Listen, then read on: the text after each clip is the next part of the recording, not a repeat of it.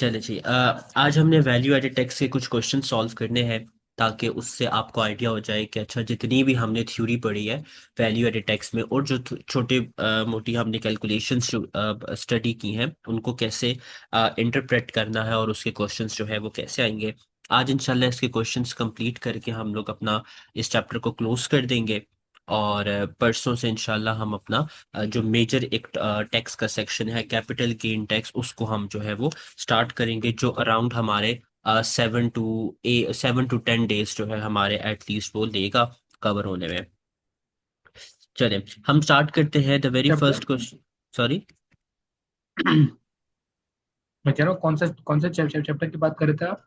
Capital gain tax की। Okay okay, सही। चलिए पहला क्वेश्चन है विच टू, अब ये बिल्कुल 2023 का क्वेश्चन आया हुआ है। Which two of the following tax payers are most likely to benefit financially from voluntary registration for value added tax. Voluntary registration क्या होती है? इसमें आप क्या करते हो कि आप 90,000 का थ्रेश होल्ड मीट नहीं करते लेकिन स्टिल आप जो हो अपनी मर्जी से रजिस्टर होना चाहते हो HMRC के साथ for the VAT register VAT purpose. ठीक है। तो देखें, a business which buys standard rated supplies and sell zero rated goods to member of the public. अब देखिए स्टैंडर्ड रेटेड सप्लाईज का क्या मतलब है कि आपका परचेज VAT भी आप पे करोगे और आप सेल्स VAT भी पे करोगे। जब आप वीएटी रजिस्टर हो जाओगे तो आपने जो सेल्स वीएटी रिकवर किया होगा अपने कस्टमर से वो तो आप पे करोगे ही करोगे। ठीक है। लेकिन जो आपका परचेज वीएटी है वो आप फिर अपना रिकवर कर सकते हो फ्रॉम HMRC। लेकिन अगर आप वीएटी रजिस्टर्ड बिजनेस नहीं हो तो फिर जो परचेज वीएटी आप पे करोगे वो आप रिकवर नहीं कर सकते। एंड जीरो रेटेड में क्या होगा? जीरो रेटेड में तो सेल्स वीएटी लगता ही नहीं है, उसमें कौन सा वीएटी लगता है? सिर्फ परचेज वीएटी लगता है। दिस मींस के जब आप एक वीएटी रजिस्टर्ड बिजनेस बन जाते हो तो आप अपना परचेज वीएटी रिकवर कर लोगे।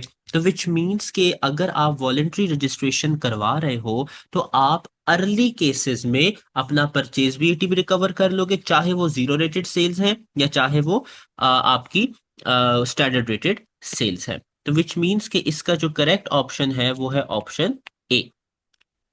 नेक्स्ट पर देखते हैं, a business which buys zero rated supplies and sell standard rated goods to members of the public. अब देखो, वो जीरो रेटेड सप्लाईज बाय कर रहा है, इसका क्या मतलब है? इसका मतलब है कि उसको परचेज VAT जो है उस पर देना पड़ रहा है।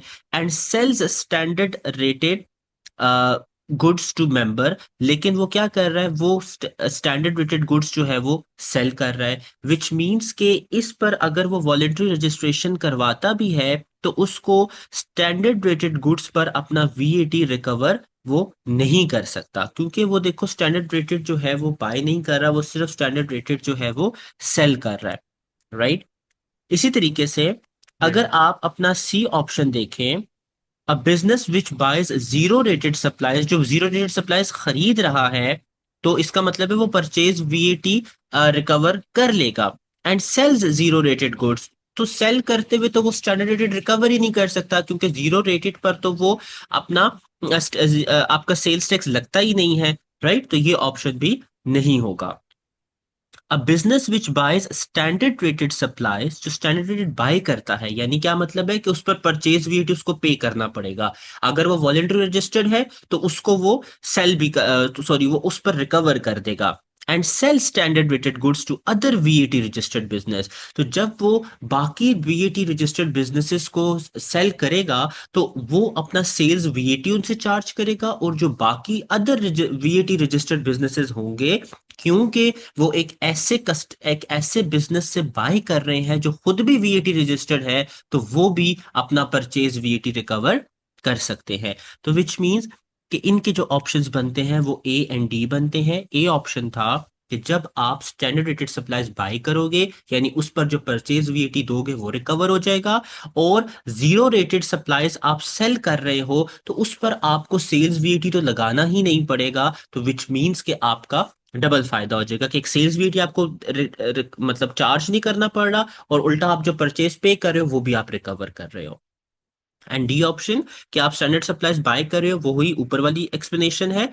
And sell standard goods to other VAT registered business, तो एक तो उनसे आप सेल्स वीएटी चार्ज करोगे, और वो जो आपको सेल्स वीएटी आपके लिए सेल्स होगा उनके लिए परचेज वीएटी होगा, वो भी अपना परचेज वीएटी रिकवर कर लेंगे।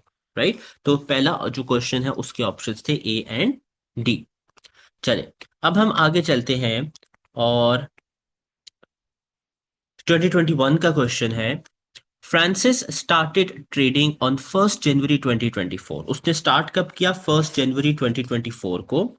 Analysis of her taxable supplies, taxable supplies का मतलब है जिन पर टैक्स लगेगा, for the first year of trading spread evenly over the quarter, यानी थ्रू आउट क्वार्टर पे इवनली है, यानी अगर 16,000 की क्वार्टरली सेल्स है तो हर महीने इक्वल सेल्स हो रही है। अच्छा, 31 मार्च को आपकी जो सेल्स बन रही हैं वो बन रही है 16,000। 16,000 का मतलब है कि हर साल आपको कितनी सेल करनी पड़ेगी? ये कितना बनेगा?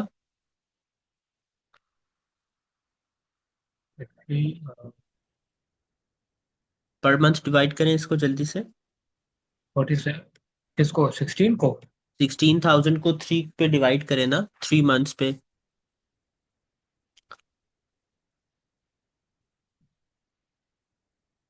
5333, 5333। ठीक है, ठीक हो गया। इसी तरीके से जून की उसकी सेल्स 21,000 है, सितंबर की 31 है, एंड दिसंबर 2024 तक जो क्वार्टर एंड हो रहा है वो 34,000 है। वो कहता है Francis notifies HM Revenue and Customs of her liability to compulsorily registered for value added tax on time, यानी वो अपने टाइम पे बता देता है। अब देखो, सबसे पहले तो सवाल ये पैदा होता है कि हमने ये देखना है कि यार वो कब लाइबल होगा अपनी क्या कहते हैं वीएटी लाइबिलिटी को पे करने के लिए। तो देखो, पहले पहला जो क्वार्टर है उसमें उसकी वीएटी लाइबिलिटी कितनी बन रही है? 16,000, राइट। फिर बन जी। रही है 21,000। उसके बाद जो है फिर बन रही है 31,000 और 34,000। इन सबको जरा आप ऐड करें और इसका जरा टोटल बता दें कि इसका टोटल क्या आ रहा है।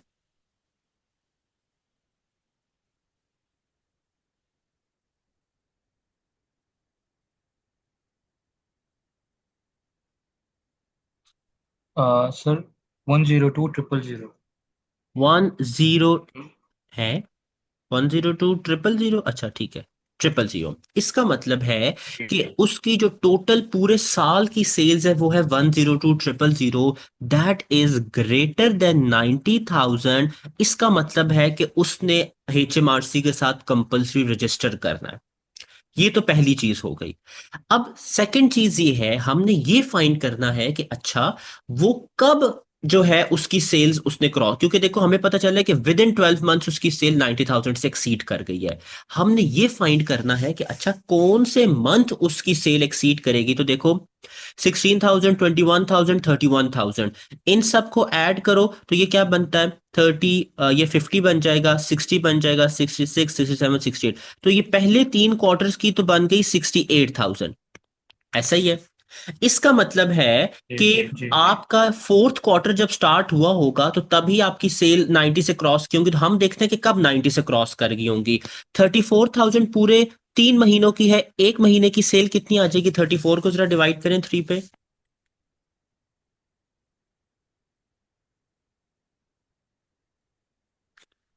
Sir 11,333, three hundred 33। 11,333, ठीक है। इसका जी मतलब है जी। सितंबर तक उसकी सेल बन गई 68,000।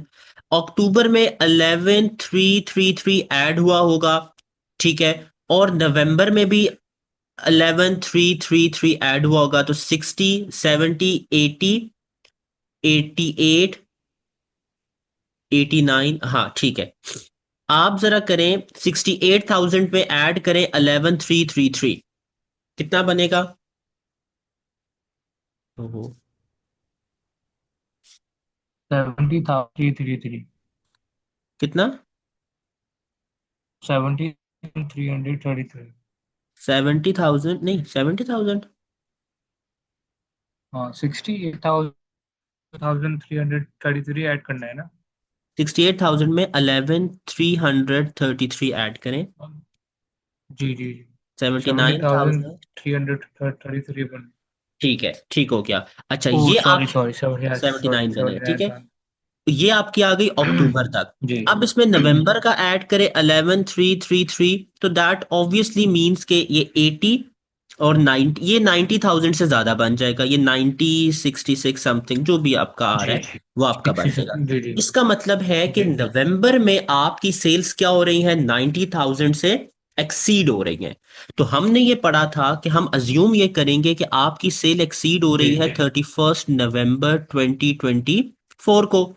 आपने नोटिफाई कब करना होगा, 31 दिसंबर 2024 तक, क्योंकि 30 डेज का टाइम होता है ना आपके पास नोटिफाई करने के लिए। और आप कब से वीएटी रजिस्टर हो जाओगे, या कब से वीएटी चार्ज करने लग जाओगे, तो 1 जनवरी 2025 से आपने वीएटी रजिस्टर, या आप कह लो कि आप वीएटी चार्ज करना स्टार्ट कर दोगे। यहां तक बात समझ में आ गई? जी ठीक है, तो आपने इस तरीके के क्वेश्चन अगर आए तो आपने पहले ये देखना है कब उसका 90,000 का थ्रेश होल्ड कंप्लीट हुआ। उसके बाद आपने क्या करना है, आपने ये देखना है अच्छा उससे 1 महीने तक नोटिफाई करना, जो उसने बता दिया कि उसने ऑन टाइम नोटिफाई कर दिया था, ठीक है। उसके बाद आपको पता है कि 30 डेज का टाइम होता है, और उससे अगला दिन यानी 1 जनवरी जो है आपका एज ट्रीट कर दिया जाएगा कि आप वीएटी रजिस्टर्ड बिजनेस हो। आई होप सो यहां तक बात समझ में आ गई होगी। जी सर। चलें, अब हम आगे चलते हैं और नेक्स्ट क्वेश्चन की बात करते हैं।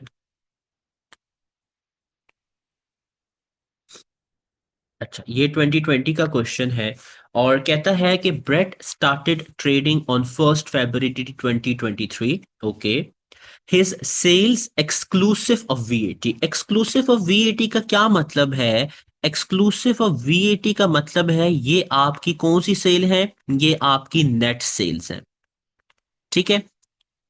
नेट सेल्स कितनी है, 6,000 पाउंड्स की है a month for the first 3 months, यानी फेब्रवरी, मार्च और अप्रैल। आपकी सेल्स कितनी हो रही है, 6,000 की। 8,000 फॉर द नेक्स्ट 4 मंथ्स, अप्रैल से आगे मई जून जुलाई अगस्त, जुलाई सॉरी मई टू अगस्त 8,000 की हो रही हैं, और उसके बाद जो है 10,500 की आपकी सेल्स हो रही हैं, ठीक है। From what date will Brett have to charge output VAT on his supplies. तो वो कहता है कि आप मुझे ये बताओ कि कब जो है वो ब्रेट अपना वीएटी जो है वो चार्ज करना स्टार्ट कर देगा। तो इसमें हमने सबसे पहले ये देखना है कि वो कब अपना थ्रेश होल्ड एक्सीड कर रहा होगा। तो आप जरा मुझे ये कैलकुलेट करके बताएं कि कौन से मंथ में उसका 90,000 का थ्रेश होल्ड एक्सीड हो जाएगा। सबसे पहले तो आप ये कैलकुलेट करें,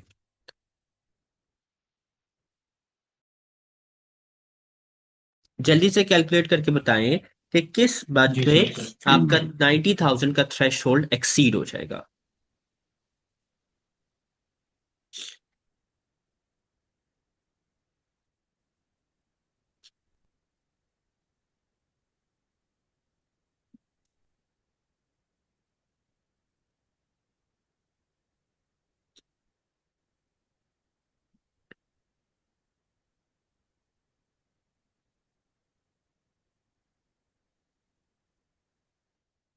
कितने कितने कितने थाउजेंड का?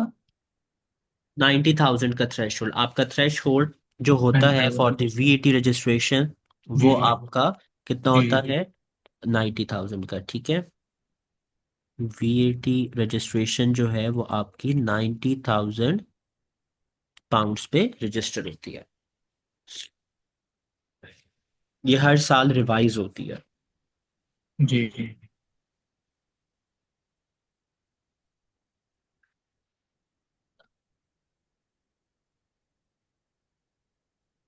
सर आई थिंक सी, नहीं सी नहीं सॉरी। नहीं नहीं, ऑप्शन तो नहीं बताना ना अभी। आप मुझे ये बताओ कि जी जी किस मंथ में वो रजिस्ट्रेशन, सॉरी किस मंथ में उसकी 90,000 का थ्रेश होल्ड जो है वो एक्सीड हो रहा है।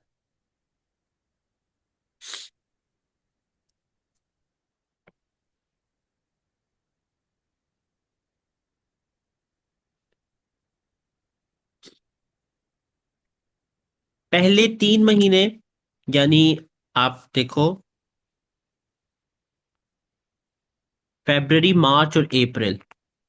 फेब्रवरी, जी मार्च और अप्रैल 3 महीनों का कितना है? 6,000 इंटू 3, दैट इज 18,000। जी ठीक है। उसके बाद वी हैव मई टू अगस्त, 4 महीने, मई जून जुलाई अगस्त, हर महीने कितना है? 8,000। 8 इंटू 4 कितना हो जाएगा? 32,000। 30,000। जी ठीक है। जी, 42 उसके बाद थाउजेंड हो गए। सितंबर से अक्टूबर अगर हम करें 2 महीनों का, ये बन जाएगा 21,000। 10,500 जी प्लस जी, 10,500, एग्जैक्टली, जी ट्वेंटी जी वन जी थाउजेंड तो देखो 30 40 50 जी 60 70, और ये अभी तक कितना हो गया? 71,000 हो गया। ठीक है। जी अच्छा, फिर नवंबर का इसमें ऐड करो 10,500, तो ये हो गया 81,500। दिस जी। ठीक है। अब इसमें दिसंबर का ऐड करो दिसंबर 10,500, तो दैट इज 90 बन जाएगा। 92,000 हो गया। इसका मतलब है कि थर्टी जी फर्स्ट जी दिसंबर 2020, कौन सा साल चल रहा है, 2023 को वो V8 मतलब उसका थ्रेशोल्ड कंप्लीट हो जाएगा। यानी जब 31 दिसंबर 2023 को उसका थ्रेशोल्ड कंप्लीट हुआ, तो वो नोटिफाई कब करेगा? यानी उसके पास कितना टाइम होगा? 31 जनवरी 2023 तक वो HMRC को नोटिफाई करेगा। उसके पास 30 दिन का टाइम होगा। और वो 1 फरवरी 2024 से एक VAT रजिस्टर्ड बिजनेस कंसिडर होगा, और वो अपना VAT चार्ज करना स्टार्ट कर देगा। यहां तक बात समझ में आ गई? जी तो आपने देखें, ये जी सर। पिछले वाला ही क्वेश्चन रिवाइज हुआ कि आपने पहले ये फाइंड करना है कि कब उसका थ्रेश होल्ड कंप्लीट हो रहा है। उसके 30 दिन, उसके बाद 30 दिन तक का टाइम होगा उसके पास। और उस टाइम के अगले ही दिन, यानी 31 दिसंबर को उसने थ्रेश होल्ड मीट किया, 31 जनवरी तक उसके पास टाइम है अपना रजिस्टर करने के लिए। 1 फरवरी को वो एक VAT बिजनेस रजिस्टर कर मतलब माना जाएगा, और वो अपना सेल्स VAT चार्ज कर सकता है। एक ऐसा बिजनेस जो VAT रजिस्टर्ड नहीं है, वो सेल्स VAT कभी भी चार्ज नहीं कर सकता। ठीक है। अच्छा, चल, अब हम आगे चलते हैं और नेक्स्ट क्वेश्चन की बात करते हैं। देखिए, कहता है Betty a retailer decides to voluntarily register for the VAT, यानी वो थ्रेशोल्ड मीट नहीं करेगा, वो अपनी मर्जी से रजिस्टर करना चाह रहा है।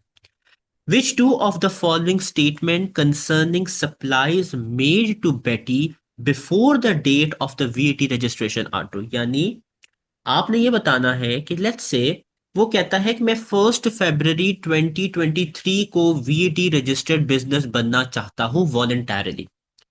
आपसे वो सवाल में ये पूछ रहा है कि मुझे ये बताओ कि इन दोनों, ये जो 5 ऑप्शंस दिए हुए हैं, इनमें से कौन सी दो बातें ऐसी हैं जो VAT रजिस्ट्रेशन से पहले ठीक बातें होंगी? तो देखो, सबसे पहले वो ये कहता है कि बेटी can reclaim input VAT on car that she has अच्छा, सबसे पहले तो आपको ये पता होना चाहिए, मैंने आपको पहले भी बताया है कि कार पे कौन सा टैक्स लगता है। जी बताइएगा, कार पे कौन सा टैक्स लगता है? इनपुट। सर कार पे मैं भूल गया, आपने बताया था, मुझे याद है लेकिन देखो, मेरे दिमाग से निकल गया बिल्कुल। कार पे आपका जो है वो, आप यूं कहो, सबसे पहले तो आपको ये पता होना चाहिए कि कार पे, सॉरी, कि आपका जो कार होती है उस पे आपका VAT नहीं लगता अगर कार आप प्राइवेट पर्पस के लिए यूज कर रहे हो। ठीक है। विच she still uses for both private and business सही पर्पस। है। द वेरी फर्स्ट थिंग कि आप कार, जब आप कार खरीदते हो ना, उस पे जो VAT लगता है, यानी इनपुट VAT जो उस पे लगेगा, आप उसको रिक्लेम नहीं कर सकते। ठीक है। तो देखो, बेटी कैन जी reclaim input VAT on car. Car पे ज्यादातर वैट, जो सॉरी वैट कह रहा हूँ, कार पे जो टैक्स लगता है वो CGT होता है, कैपिटल गेन टैक्स होता है। जब आप कार बेच देते हो ना, अगर आप किसी बेच मतलब कोई बंदा है सेकंड हैंड गाड़ी वगैरह खरीद रहे हो, तो उस पे कैपिटल गेन टैक्स चार्ज किया जाता है। लेकिन यहाँ पर जो समझने वाली बात है वो ये है कि जब आप एक जी गाड़ी सर। प्राइवेट पर, जी। थोड़ा सा out of the blue question है, बट सर यहाँ पे क्या होता है कि अगर आपने कोई कोई गाड़ी परचेज की तो उसमें वैट लगता है, ठीक है, हाँ हाँ 15% हाँ। वैट लगा, ठीक है। बट नहीं, लेकिन बट अगर सर, अगर वही गाड़ी कोई रीसेल मार्केट में सेल करने करने जाता है, जैसे फॉर एग्जांपल अब्दुल लतीफ जमील है, वो ना, वो टोयोटा का डीलरशिप है यहाँ पे सऊदी अरब में, ठीक ठीक है। है। लेकिन उसकी एक ब्रांच है जो जो सेकंड हैंड गाड़ियां सेल करती है, ठीक ठीक है। है। अब वो जो सेकंड हैंड गाड़ियां सेल कर रही है उस पर भी वो वैट वैट चार्ज चार्ज करती है। लेकिन लेकिन उस गाड़ी पर तो ऑलरेडी वैट चार्ज कर लिया ना, जो वो फर्स्ट हैंड सेल हुई थी। तो अभी तो सेकंड हैंड सेल हो रही है, तो उसमें अगेन वैट चार्ज करते हैं वो लोग। अच्छा, अब ये तो देखो, ये तो फिर कंट्री टू कंट्री वेरी करेगा। लेकिन यूके में क्या होगा, आप एक गाड़ी जी खरीद रहे हो, ठीक है, फर्स्ट टाइम, और वो जी गाड़ी प्राइवेट पर्पस के लिए यूज हो रही है, ठीक है। अब जब गाड़ी प्राइवेट पर्पस के लिए यूज हो रही है, तो उस पर जो लगने वाला वीएटी होगा, वो आप एचएमआरसी से रिक्लेम नहीं कर सकते। Number one. नंबर टू बात यह है कि सही। जब एक गाड़ी आप बिजनेस पर्पस के लिए खरीदते हो, सिर्फ बिजनेस पर्पस के लिए, तो उस पर आप जी अपना वीएटी क्लेम, जो इनपुट वीएटी होता है, परचेज वीएटी जो होता है, वो रिक्लेम कर सकते हो। और वो कब रिक्लेम करोगे? अव्वल तो आपने, अगर बिजनेस पर्पस से मुराद आपने अपने को ट्रेडिंग बिजनेस में अपनी गाड़ी लेकर आनी है, या आप गाड़ियों का ही बिजनेस करते हो, राइट, तो फिर इस केस में आपकी वो जो गाड़ी होगी, उस पर जो परचेज वीएटी लगेगा वो रिक्लेम हो जाएगा। हाँ, जब गाड़ी सेकंड हैंड गाड़ियों की आप बात करते हो, उस पर फिर आपका कैपिटल गेन टैक्स वगैरह जो है वो कुछ केसेस में चार्ज होता है, हर केस में चार्ज नहीं होता, ये मैं आपको कैपिटल गेन में बताऊंगा। कुछ केसेस में चार्ज होता है, कुछ सही। केसेस में चार्ज नहीं होता, ठीक है। आपने फिलहाल बस ये याद रखना है, दो बातें याद रखनी है। गाड़ी अगर प्राइवेट पर्पस के लिए खरीदी जा रही है, उस पर वीएटी, इनपुट वीएटी रिक्लेम नहीं किया जा सकता। हाँ, बिजनेस पर्पस के लिए खरीदी जा रही है तो वो रिक्लेम कर सकते हो। तो पहला ऑप्शन तो आपका हो गया गलत। अब देखो, Betty cannot reclaim input VAT on the petrol used in her car for both private and business purpose। ये तो मैं अभी आपको समझाया कि जो गाड़ी आपने खरीदी है, जब उस पे आप अपना अगर बिजनेस प्राइवेट पर्पस के लिए है, उस पर अगर वीएटी रिक्लेम नहीं कर सकते, तो ऑब्वियस सी बात है उसमें जो डलने वाला पेट्रोल होगा, उस पर भी आप अपना वीएटी रिक्लेम नहीं कर सकते। तो विच मीन्स के बी ऑप्शन इसका करेक्ट होगा, ठीक है। अब आ जाओ जी सही। थर्ड पे। Betty can reclaim input VAT on van purchased for the business 2 years ago which she still uses in the business.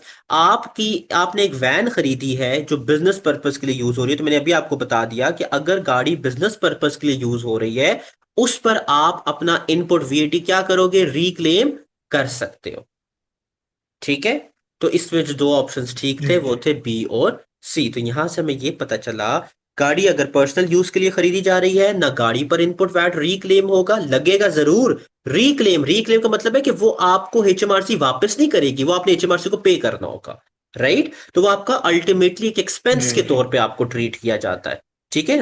Refundable या रिक्लेमेबल नहीं होता। तो उस प्राइवेट गाड़ी पर भी वीएटी लगेगा, उसके पेट्रोल पर भी वीएटी लगेगा। लेकिन हाँ, अगर बिजनेस पर्पस के लिए गाड़ी खरीद रहे हो, तो उस गाड़ी पर फिर आपको वीएटी जो भी लग रहा है वो आप एचएमआरसी आपको वापस कर देती है, ठीक है, वो रिक्लेमेबल होता है, ठीक है। आई होप सो यहां तक बात समझ में आ गई होगी। अब हम आगे चलते हैं जी। और नेक्स्ट क्वेश्चन देखते हैं। कहते हैं Fergus owns shares in a number of company as set out below. अच्छा, ये वीएटी ग्रुप का जो मैंने लास्ट आपको टॉपिक समझाया था उसकी बात हो रही है। फर्गस एक पेरेंट कंपनी के तौर पर ट्रीट किया जाएगा, ऑल तो पेरेंट की यहाँ क्लासिफिकेशन नहीं होगी, लेकिन वैसे समझाने के तौर पर बता रहा हूँ। ए लिमिटेड को ओन कर रहा है 75%, बी को ओन कर रहा है 100%, सी को ओन कर रहा है 60%, डी को ओन कर रहा है 100%, ठीक है। अब हमसे वो ये पूछ रहा है कि हमें ये बताओ कि फर्गस के केस में D salts only place of business is in France. अच्छा, कहता है ये वाली कंपनी है डी साल, ये सिर्फ फ्रेंच कंपनी, ये यूके में काम नहीं करती। तो मैंने आपको याद होगा आपको कि मैंने बताया था कि जब आप वीएटी ग्रुप बनाते हो तो वीएटी ग्रुप कौन सी कंपनीज के लिए बनता है? सिर्फ उन कंपनीज के लिए बनता है, इंटर रिलेटेड कंपनीज के लिए बनता है जो यूके में मौजूद होती है। अब देखो, एक कॉमन सेंस की और अंडरस्टैंडेबल बात है कि जो कंपनी यूके में मौजूद ही नहीं है उस पर यूके का वीएटी चार्ज भी नहीं होगा। अब हम बीइंग अ पाकिस्तानी, या आप अगर सऊदीया में हो या सऊदीया में कोई भी जी कंपनी है, पाकिस्तान में कोई भी कंपनी है, उसका बेशक एक यूके की कंपनी से रिलेशन है, लेकिन वो कंपनी पाकिस्तान में मौजूद है, यूके की अथॉरिटीज उस पर टैक्स चार्ज नहीं कर सकती, उस पर तो पाकिस्तान का वीएटी और सऊदीया का वीएटी चार्ज होगा। राइट? तो विच मीन्स के इस केस में जो वीएटी ग्रुप में कंपनीज आएंगी वो आएगी A limited, B limited and C limited. ठीक है? यानी ये वाला जो ग्रुप है ना, ये आपका एक वीएटी ग्रुप के तौर पे ट्रीट किया जाएगा। ये वाली कंपनी वीएटी के ग्रुप में नहीं आएगी। क्यों? The reason only is this कि ये आपकी वीएटी रजिस्टर्ड, सॉरी, ये आपकी यूके में मौजूद नहीं है। ठीक है? यहां तक बात समझ में आ गई? सही है। जी चले, अब आगे हम चलते हैं और अगले क्वेश्चंस की बात करते हैं। अच्छा जी, चल, कहते हैं Yui started trading on 1 April 2024, okay, and registered for value added tax from 1 January 2025। अब देखें जी, वो 1 अप्रैल को ट्रेडिंग स्टार्ट कर रही है, 1 जनवरी से वो रजिस्टर हो रही है। ठीक है? हर फर्स्ट वीएटी जी रिटर्न, उसका जो पहला वीएटी रिटर्न है, वीएटी रिटर्न क्या होता है? ये वो डॉक्यूमेंट होती है जिस पर आप वीएटी कैलकुलेशन शो करके सबमिट करवाते हो। किसको? एचएमआरसी को। ये कब सबमिट करवाते हो? At the very last day, until the very last date of your quarter end. और वीएटी पेमेंट कब होती है? 37 days after the end of the quarter. ये आपको याद रखनी है dates. Is for the quarter ended 31 March 2025, okay. जी। ऑब्वियसली अगर वो 1 जनवरी 2025 से वो वीटी सर रजिस्टर हुई वापस है। बताइएगा, सॉरी। जी, मैं कह रहा हूँ वापस बताइएगा कि वो कब से स्टार्ट होती है और कब कब तक होती है। अच्छा, देखो, वीएटी रिटर्न ज्यादातर क्वार्टरली फाइल किया जाता है। You have to file the VAT return जी until the last date of your quarter. आपका जब क्वार्टर खत्म हो रहा है उस वक्त तक आपने अपना वीएटी रिटर्न फाइल करना ही करना है। ठीक है? और वीएटी पे कब करोगे? सही है। 37 days की टाइम लिमिट होती है after the very last date of your quarter. ठीक है? सही है। अच्छा, अब देखो, वो उसका पहला वीएटी रिटर्न कब का है? 31 मार्च, क्योंकि ऑब्वियसली पता है जनवरी 2025 में वो अब वीएटी रजिस्टर्ड बनी है, तो जनवरी फरवरी मार्च, यानी वो 31 मार्च को वो अपना वीएटी फाइल कर देगी। ड्यूरिंग द पीरियड 1 अप्रैल जी 2024 टू 31 मार्च 2025, यानी अब वो पूरे साल का बता रहा है, 1 अप्रैल 2024 से 31 मार्च 2025, Yui incurred input VAT of 110 pounds per month. Input VAT पूरे साल का कितना है? 110 पर मंथ। यानी अगर हम 110 को 12 से मल्टीप्लाई कर दें तो पूरे 12। साल उसने इनपुट वीएटी कितना पे किया होगा? जरा मल्टीप्लाई करने क्या आता है? 110 into 12, 13220 1320। 13220। जी अच्छा, यानी उसने पूरे साल कितना इनपुट पे किया होगा? वीएटी 1320। ऐसा ही है। In respect of the hire of office equipment, okay. How much input VAT in respect of the how much input VAT in respect of the office equipment can UE reclaim on her VAT return for the quarter ended 31st March 2025? तो देखो, वो ये आपसे पूछ रहा है कि आप ये बताओ कि कितना वीएटी वो रिक्लेम कर सकती है। देखो, द वेरी फर्स्ट थिंग, ये तो साफ जाहिर है वो सारा वीएटी रिक्लेम नहीं कर सकती। ठीक है? अब यहां पर आपने जी ये कैलकुलेट करना है कि वो कैसे रिक्लेम करेगी। देखो, सबसे पहले तो जिन 3 महीनों का उसने रिक्लेम, सॉरी, 3 महीनों का जो उसने जिसमें वो वीएटी रजिस्टर्ड थी, वो वाला आप अपना कैलकुलेट कर लो, जो कि आपका क्या बनेगा? जो कि आपका बन जाएगा 330। जनवरी से मार्च, और जनवरी से मार्च 2025, और ये बनेगा 110 मल्टीप्लाई बाय 3, दैट इज 330। ठीक है? ये तो एक बड़ी ही जी क्लियर बात हो गई कि आपने जो है वो 3 महीनों का जो भी आपने रिटर्न था आपका वो आपने कैलकुलेट कर दिया। अब देखो कि आपने ये बात याद रखनी है कि यहाँ पर उसने ये लिखा हुआ है कि you started trading on 1 April 2024। ठीक है जी। और इसके बाद जो है in respect of hire of office equipment उसने कोई ऑफिस इक्विपमेंट्स जो है वो हायर वगैरह किए हैं। तो आपको मैंने एक बात बताई थी कि जब आप वीएटी रजिस्टर होते हो तो आप प्री रजिस्ट्रेशन वीएटी रिक्लेम कर सकते हो। उसका क्राइटेरिया क्या होता है कि जिस दिन आप वीएटी रजिस्टर बने हो उससे पिछले 4 साल पे चले जाओ। उन 4 सालों में कोई भी ऐसी इन्वेंट्री जो आपने खरीदी हो और उस डेट यानी जिस डेट पर आप वीएटी रजिस्टर हुए हो उस डेट पर आपकी वो इन्वेंट्री पड़ी हुई है तो वो आपका वीएटी रिक्लेम हो सकता है। लेकिन यहां पर तो परचेज की बात ही नहीं हो रही। उसने कोई ऑफिस इक्विपमेंट्स हायर किए हैं, उसने कोई सर्विस ली हुई है जिसकी अंडर सर्विसेज के हायर ऑफ ऑफिस इक्विपमेंट ये तरीके की सर्विस है। यहां परचेज की बात नहीं हो रही। ठीक है। तो देखो कि अब हम क्या करेंगे, हम रजिस्टर जी कब हुए हैं, 1 जनवरी 2025 पे हम रजिस्टर हुए हैं। तो हम इससे 6 महीने पीछे चले जाएंगे। जब 6 महीने पीछे जाएंगे तो दैट विल मेक आपका बनेगा जुलाई 24 से दिसंबर 24 तक। 6 महीने बन गए। इसका मतलब है प्री रजिस्ट्रेशन वीएटी कितना होगा 6 का, तो ये बन जाएगा 660। टोटल करो 990। तो करेक्ट आंसर ये होगा। दोबारा बता रहा हूं, एक तो 3 महीने जो हमने रजिस्टर किए और क्योंकि हम एक सर्विस ले रहे हैं उस और वो सर्विस सिर्फ 6 मंथ्स की प्री रजिस्ट्रेशन अलाउड होती है। तो हम रजिस्टर कब हुए थे 1 जनवरी 2025 पे। हम उससे 6 महीने पीछे चले गए, दैट इज जुलाई 2024। तो आउट ऑफ 1320 हम 990 रिकवर कर लेंगे। बाकी जितना डिफरेंस होगा वो आपका एक्सपेंस हो जाएगा। क्वेश्चन ऐसे भी आ सकता है कि वो आपसे ये पूछे कि बताओ प्रॉफिट और लॉस स्टेटमेंट में आप कितना एक्सपेंस चार्ज करोगे। तो 1320 और 990 का जो डिफरेंस होगा वो प्रॉफिट एंड लॉस पे एज अ एक्सपेंस ट्रीट हो जाएगा। 990 आपका रिकवर हो जाएगा। ठीक है। यहां तक बात समझ में आ गई। जी चले अगला जी क्वेश्चन देखें। विक्रम सीज्ड ट्रेडिंग ऑन 17 जून 2024। ये सीजेशन की यहां पर बात हो रही है।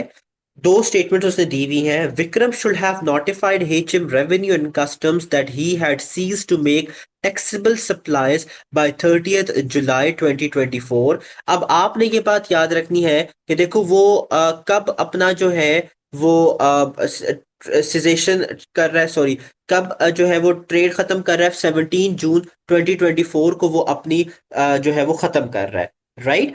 अब आपको ये बात याद होनी चाहिए कि जब एक कंपनी ट्रेडिंग अपनी खत्म करेगी या ट्रेडिंग सीज कर देगी तो उसमें आपको ये पता होना चाहिए उसके पास कितना टाइम पीरियड होगा। उसके पास 30 दिन का टाइम होता है।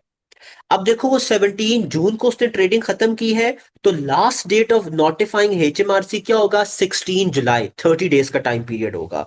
लेकिन यहां पर तो वो कह रहा है कि उसके पास कितना टाइम है, 30th जुलाई का टाइम है।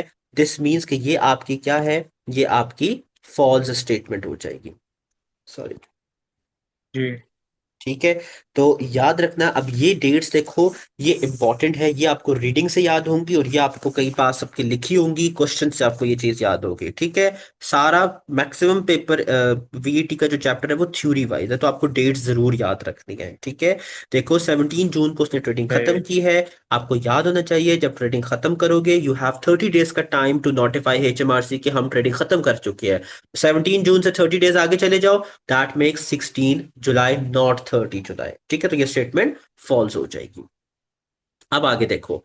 Vikram must account for the output tax on the value of non current assets in inventory held at the date of deregistration and on which a deduction of input tax has previously been claimed unless this would result in a liability below 1000। मैंने आपको एक बात बताई थी कि अगर जिस दिन आप डी रजिस्ट्रेशन कर रहे हो उस दिन अगर आपका सेल्स वीएटी 1000 से कम है तो आपको वीएटी पे करने की जरूरत नहीं है, एचएमआरसी माफ कर देता है। ये तो 88,000 की बात हो रही है। लिमिट कितनी है, लिमिट तो सिर्फ 1000 की है। तो ये भी आपकी स्टेटमेंट फॉल्स हो जाएगी। ठीक है। दोबारा बोल रहा हूं, जिस दिन आप डी जी रजिस्टर करते हो, जो नोट्स मैंने आपको भेजे थे उसमें ये सारी बातें लिखी हुई हैं एज इट इज कि जिस दिन आप डी रजिस्टर करते हो उस दिन वो वाली इन्वेंट्री जो आपके पास पड़ी हुई है, अगर उस पर सेल्स वीएटी 1000 से कम है या 1000 है, आपको वो वीएटी पे करने की जरूरत कि एचएमआरसी को नहीं होती, एचएमआरसी माफ कर देता है। ठीक है, तो ये बातें आपने याद रखनी होंगी। ठीक है, आई होप सो यहां सही तक है। आपको बात समझ में आ गई। यहां तक कोई भी सवाल है तो पूछ लें, नहीं तो हम आगे चलते हैं। नहीं सर, सही चले है, समझ गए। आगे चलते हैं नेक्स्ट टू क्वेश्चंस की तरफ। जी वो कहता है Padma Limited received an order for goods on 20th October, okay 2024। Goods were delivered to customer. अच्छा, ये अब टेक्स्ट पॉइंट का क्वेश्चन है, इसको ध्यान से सुनिएगा। मैंने आपको कहा था कि ये आपको क्वेश्चन के टाइम पे जरा ज्यादा अच्छा समझ में आ जाएगा टेक्स्ट पॉइंट, उस टाइम में भी शायद आपको सही समझ में ना आया हो। द गुड्स वर डिलीवर्ड, अच्छा उसको ऑर्डर कब मिला, ये डेट्स हम वन बाय वन याद रखते हैं। उसको ऑर्डर मिला 20th अक्टूबर को, ठीक है। गुड्स कब डिलीवर हुए, गुड्स कस्टमर को डिलीवर हो गए 20th दिसंबर 2024 को। And Padma sent the invoice for 1000 on 15 January 2025 which the customer paid on 5 January. सबसे पहले तो हम बेस टैक्स पॉइंट निकालते हैं। बेस टैक्स पॉइंट क्या होता है, जब आपके गुड्स डिलीवर हो जाएंगे। गुड्स कब डिलीवर हुए, 20th दिसंबर 2024 को। ठीक है, यहां तक आपको बात समझ में आ गई कि देखें जी, सबसे पहले आपने क्या निकालना है, सबसे पहले आपने निकालना है base tax point. Base tax point क्या होता है, बेस टैक्स पॉइंट होता है वो तारीख जब आपने अपने गुड्स डिलीवर कर दिए। तो हमारा बेस टैक्स पॉइंट क्या निकल आया, 20th दिसंबर 2024। अब देखो, अब जो हमारा एक्चुअल टैक्स पॉइंट भी इसको कहते हैं, इसको टैक्स पॉइंट भी कहते हैं। मैंने शायद एक्चुअल टैक्स पॉइंट पढ़ा था, आप आपकी बुक में शायद सिर्फ टैक्स पॉइंट लिखा हुआ था, चलो इसको टैक्स पॉइंट ही कर देते हैं। तो जो अब आपका टैक्स पॉइंट जो है वो क्या जी है, देखो अब उसको इनवॉइस कब मिली है, 15 जनवरी को। मैं यहां लिख देता हूं, इनवॉइस उसको मिली है 15 जनवरी को। और उसने पेमेंट कब की है, उसने पेमेंट की है 5 फरवरी को। ठीक है, तो देखो आपको ये बात पता थी कि जब आप जो है, यानी जब आप अ, जिस दिन आपने गुड्स डिलीवर किए, दैट इज 20th दिसंबर, उसके 15 दिन के अंदर अंदर अगर इनवॉइस इशू हो जाती है, तो फिर इनवॉइस इशू वाली डेट आपकी क्या होगी, आपका टैक्स पॉइंट कंसिडर हो जाएगा।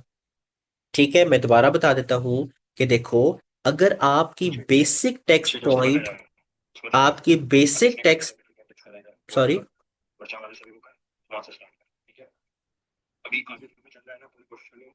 अच्छा ठीक है। अच्छा देखिए, अगर आपका बेसिक टैक्स पॉइंट के 15 डेज के अंदर अंदर इनवॉइस इशू हो रही है, तो वो जो इनवॉइस डेट होगी वो आपकी क्या कंसिडर हो जाती है, आपका एक्चुअल टैक्स पॉइंट या टैक्स पॉइंट कंसिडर हो जाता है। लेकिन यहां पर अगर हम देखें, आपकी इनवॉइस तो 25 दिन बाद इशू हो रही है, 10 दिन दिसंबर के, 15 दिन जनवरी के, 25 डेज बन रहे हैं, और पेमेंट तो 35 डेज बाद हो रही है, राइट। तो विच मीन्स कि आपकी जो बेसिक टैक्स पॉइंट है वो ही आपका क्या बन जाएगा, आपका एक्चुअल टैक्स पॉइंट बन जाएगा। ठीक है, ये बात समझ में आ गई आपको।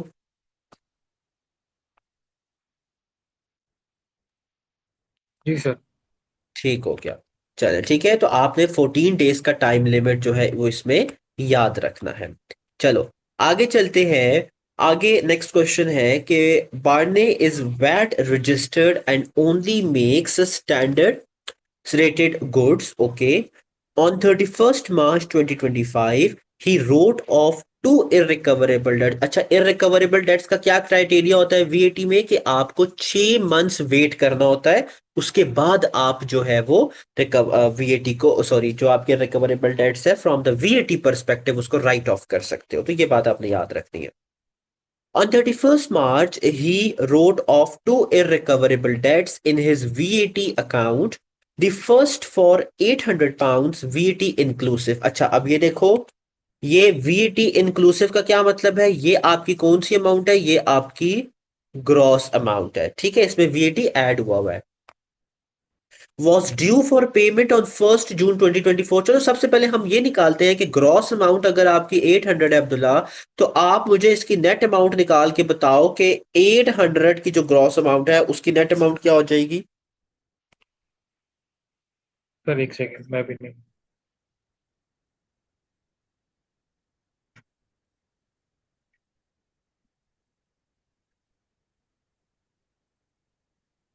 एट हंड्रेड की ग्रॉस ग्रॉस अमाउंट है। उसकी 800 नेट ग्रॉस अमाउंट अमाउंट है, आपने नेट अमाउंट जी निकालनी जी। है।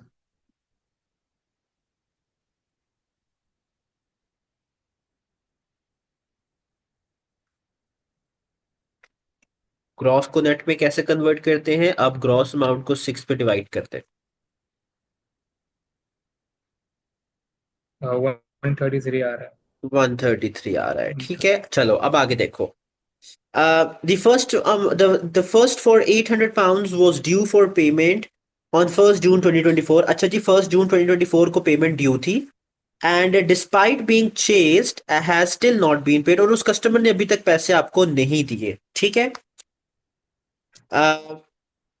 The second for 1000 VAT inclusive relates to company that Barney has recently been informed has gone into liquidation. The debt was due for payment on 1st December 2024। अच्छा, अब देखो वो कहता है कि आपने एक और पेमेंट हासिल करनी थी जो कि 1000 पाउंड्स की थी, और वो कब हासिल करनी थी? वो हासिल करनी थी 1st December 2024 को, ठीक है। आपसे वो ये पूछता है, how much input VAT will Barney be able to recover in respect of the irrecoverable debts in his VAT return. तो देखो, दो आपकी ट्रांजैक्शन हुई है। एक ट्रांजैक्शन हुई थी एक पैसे कब वसूल करने थे? 1st June 2024 को। एक वसूल करने थे 1st December 2024 को। तो हम कौन से वाला इररिकवरेबल डेट ट्रीट करेंगे? और जो इररिकवरेबल डेट होता है, क्योंकि वो हमारा एक्सपेंस होता है, उस पर आप अपना वीएटी रिकवर कर सकते हो फ्रॉम एचएमआरसी, राइट। तो देखो, आपने जी पैसे हासिल करे थे 1st June 2024 को, तो 6 महीने के बाद आपने इसको राइट ऑफ करना था ना। तो देखो, जून, जुलाई, अगस्त, सितंबर, अक्टूबर, नवंबर, यानी 31 मार्च पर आपका ये वाला तो इररिकवरेबल डेट रिकवर हो चुका होगा। तो यानी आंसर में 133 तो लाजमी आएगा, ठीक है। अब आगे देखो, जो 1000 की अमाउंट आपने रिकवर करनी थी, वो कब करनी थी? दिसंबर 2024 में। इसके 6 महीने पूरे करते हैं तो 6 महीने होंगे, दिसंबर, जनवरी, फरवरी, मार्च, अप्रैल, मई। यानी ये कब इररिकवरेबल के तौर पे ट्रीट किया जाएगा? मई 25 में। यानी 31 दिसंबर 2025 में आप इसको इररिकवरेबल ट्रीट नहीं करोगे। आप सिर्फ इस वाली अमाउंट को, 800 में से 133 जो वैट के केस में होगा, उसको आप इररिकवरेबल ट्रीट कर दोगे। तो ये आपका जो आंसर बनता है वो क्या बनता है? 133। यहां तक बात समझ में आ गई? जी सर। चलो, चल आगे चलते हैं नेक्स्ट क्वेश्चन की तरफ। चल, नेक्स्ट क्वेश्चन पे हम बात करते हैं। कहता है, Violet Limited provides one of its director with a company car which is used for both business and private mileage. Okay. For the quarter ended 31st March 2025, the total cost of petrol for the car was 600 pounds। अब देखो, एक बात याद रखो कि क्योंकि आपकी ये गाड़ी प्राइवेट और बिजनेस के लिए दोनों पे जा रही है, तो ना गाड़ी पर इनपुट वैट रिक्लेम होगा और ना ही इसके पेट्रोल पर इनपुट वैट रिक्लेम होगा, ठीक है। तो आई होप सो यहां तक बात आपको समझ में आ जी जाएगी। जी। अच्छा, फिर इसके बाद जो है, आपने बात याद रखनी है। आ, किधर गया? हाँ, for the quarter ended 31st March, the total cost of petrol was 600 pounds, of which 30% was for private use by the director. The relevant quarterly scale rate is 368. Okay.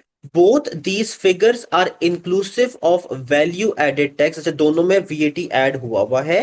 What output VAT and input VAT entries will Violet Limited on its VAT return for the quarter ended 31st March 2025 in respect of the company car? अच्छा जी, सबसे पहले तो आप ये देखें कि आपका, अगर हम बात करते हैं आउटपुट वीएटी की, सबसे पहले हम बात कर लेते हैं।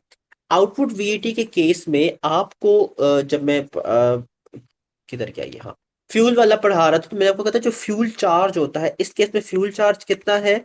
368 का, ठीक है। अब इसमें 368 वाला जो आपका आ जाएगा, अब ये 368 जो है आपका क्या है, ये आपका कंसिडर किया जाएगा जो आपका फ्यूल चार्ज है। ठीक है, अब इसको आप मल्टीप्लाई करोगे। अब आपने यहां पर ध्यान से ये देना है कि अब ये वाली जो अमाउंट है ये क्या है, ये वैट इंक्लूसिव है। इस 368 पर वीएटी कैलकुलेट करो, दैट इज 20/120। ठीक है, 368 पर 20/120 का मतलब है 1/6। तो इसका जरा बताओ इस पे कितना आउटपुट वीएटी लगेगा।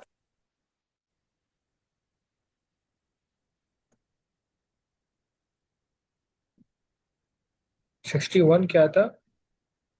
नहीं नहीं, 368 मल्टीप्लाई बाय 20 डिवाइडेड बाय 120, यानी आप 21 और 26, तो 368 को 6 पे डिवाइड कर दो ना, सिंपल। जी, तो वो 61 आ रहा है। 61 आ गया। यानी इन टर्म्स ऑफ आउटपुट, देखो जब हमने आउटपुट वीएटी कैलकुलेट करना है तो हम फ्यूल जो स्केल रेट होता है हमारे पास, फ्यूल स्केल रेट, ये हमेशा क्वेश्चन में आपको गिवन होगा अगर इस तरह का क्वेश्चन आया, दैट इज 368। उस पर हमने अपना वीएटी कैलकुलेट किया, क्योंकि स्केल रेट पे वीएटी इंक्लूड होता है, आपने नेट फाइंड करना होता है, तो वो आ गई 61 की। ठीक है, अब देखो रही बात किधर की, फ्यूल की। फ्यूल कितने का था हमारे पास, फ्यूल था 600 का। ठीक है, इस 600 पर इनपुट वीएटी आपका कितना लग रहा होगा, तो 600 है, ये भी इंक्लूसिव ऑफ वीएटी है, इसको भी 1/6 पे डिवाइड कर दे। इसका आंसर बताइएगा।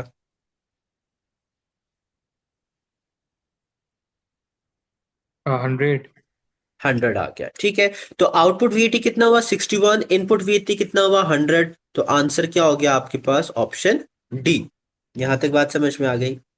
अच्छा, जी जी। सर वो चल, आपने बोला था कि वो जो अगर हाँ अगर अगर अगर आपने कार जो है वो प्राइवेट उसके लिए ली हुई है, उसके लिए ली हुई है, तो आप उस उसमें पे वेट वेट रिकवर नहीं होगा, क्लेम, रिकवर राइट? नहीं होगा, वीएटी पे तो करना होगा, रिकवर नहीं होगा, वो आपका एक्सपेंस ट्रीट हो जाएगा। सही है। ठीक है, अच्छा, देखो, सही। आपने ये अब ये थोड़ा सा इसको एक्सप्लेन कर देता हूं मैं दोबारा से। देखो, गाड़ी अगर प्राइवेट पर्पस के लिए हो रही है सिर्फ, तो इनपुट तो वीएटी लगेगा ही लगेगा, लेकिन वो आप एचएमआरसी से रिकवर नहीं कर सकते। गाड़ी बिजनेस पर्पस के लिए यूज हो रही है, तो फिर आप उस पर वीएटी पे करोगे, इनपुट वीएटी तब भी लगेगा, लेकिन वो रिकवर हो जाएगा, एचएमआरसी रिफंड कर देगा।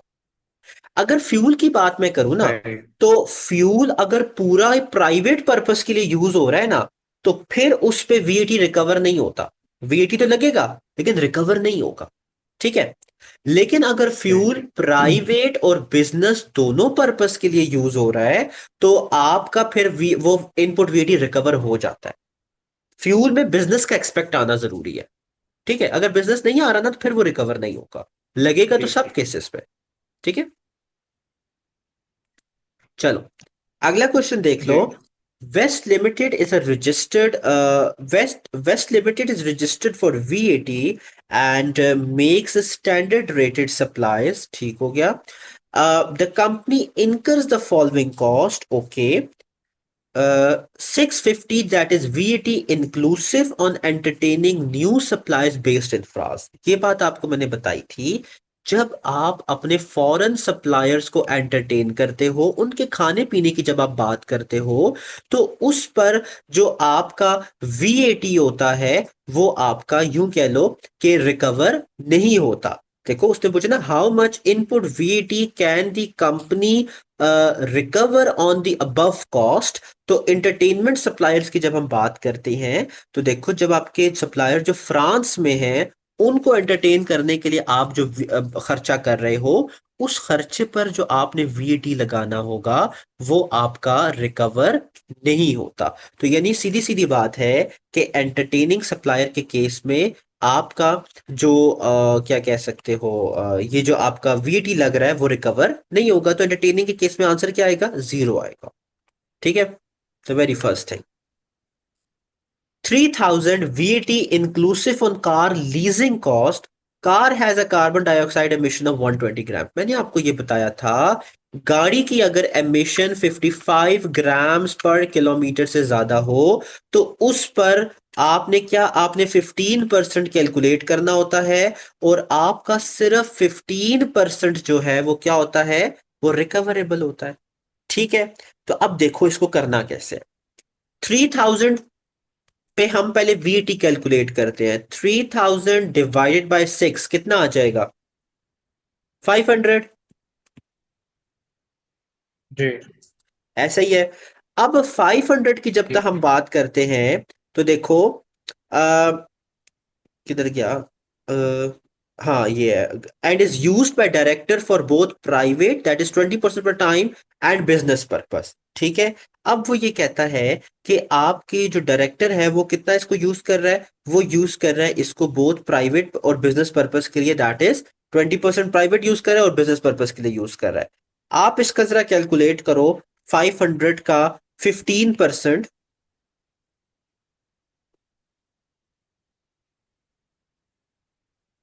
75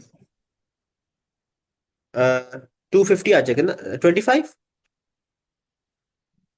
75 500 का 15% ना, हाँ हाँ 15%।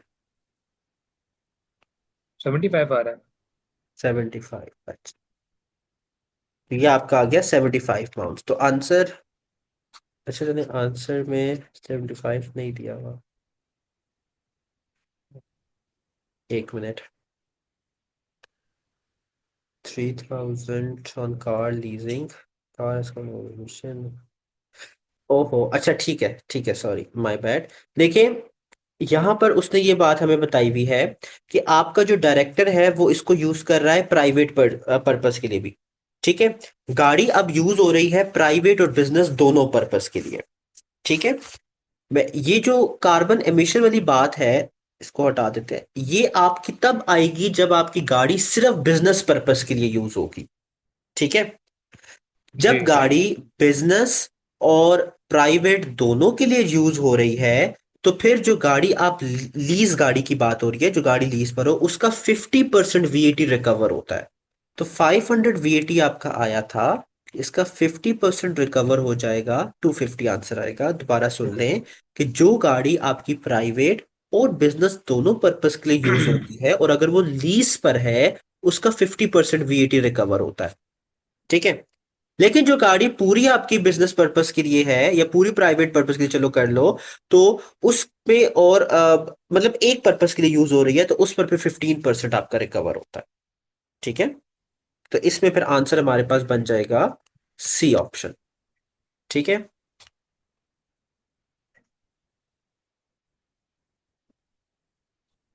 अच्छा, आगे चलते हैं नेक्स्ट क्वेश्चन पर। नेक्स्ट नेक्स्ट क्वेश्चन देखें। दिसंबर, अच्छा sorry, ML is registered for value added tax VAT for the quarter ended. अच्छा, for the quarter ended 31st March 2025, the input VAT recovered for on his purchase, ये भी again बड़ा आसान सा question है। एंटरटेनिंग ओवरसीज कस्टमर को के लिए जो वो VAT पे कर रहा है दैट इज 320। ठीक है। तो आपको भी मैंने बताया कि जो फॉरेन सप्लायर्स होते हैं उन पर VAT रिकवर नहीं होता, लेकिन फॉरेन कस्टमर्स पर VAT रिकवर हो जाता है, तो 320 रिकवर हो जाएगा। Purchase of new office equipment, आपने ऑफिस इक्विपमेंट खरीदा, बिजनेस पर्पस के लिए एक चीज खरीद रहे हो, फिर तो पूरा रिकवर होगा। राइट। आपने गाड़ी खरीदी है जी तो गाड़ी पे मैंने आपको अभी काफी दफा बता दिया कि गाड़ी पर आपका जो इनपुट वीएटी है वो आपका रिकवर नहीं होता। तो आंसर क्या हो जाएगा? 1250 में 320 ऐड करो तो दैट इज 1570। ये आपका ऑप्शन जो है वो इसका आंसर हो जाएगा। ये तो आसान क्वेश्चन था। ठीक है। उसने सिंपल आपसे पूछा था कि कौन सा वीएटी रिकवर होगा कौन सा नहीं होगा। तो एंटरटेनिंग ओवरसीज कस्टमर रिकवर हो जाएगा, purchase of new equipment recover हो जाएगा। हाँ, अगर purchase of new office new equipment for private use होता फिर रिकवर ना होता, तो आपने इस बात का ध्यान रखना है। ठीक है। और गाड़ी पे रिकवर नहीं होता वीएटी। यहां तक बात समझ में आ गई? जी सर। चल चले, 281 जरा खुद आप अटेम्प्ट करने की कोशिश करें और मुझे फिर बताएं इसका जरा आंसर क्या है, और मुझे जरा बस 2 मिनट दे दें आप। ठीक है। जी